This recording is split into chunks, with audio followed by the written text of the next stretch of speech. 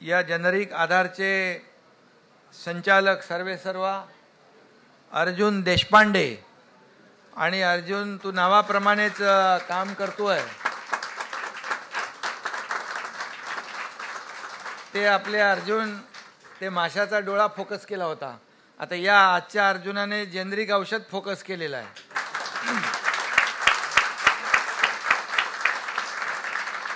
वो हमारे अर्जुन धनुर्धारी थे, ये अर्जुन जेनेरिक धारी है.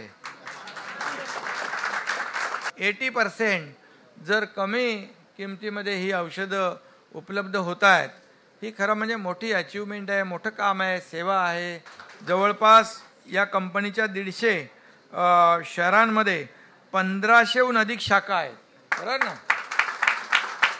नेपाळ, भूतान, बांगलादेश, म्यानमार या देशामधून देखील या कंपनीची फ्रँचायझी सुरू करावी अशी डिमांड होऊ लागलेली आहे. थेट जे आहे मॅन्युफॅक्चरर ते MNC सप्लाय चेन एकीकडे, जेनेरिक आधार सप्लाय चेन याच्यामध्ये थेट जे मधले लोक आहेत त्याच्याऐवजी डायरेक्ट इथं पेशंटला सेवा मिळते.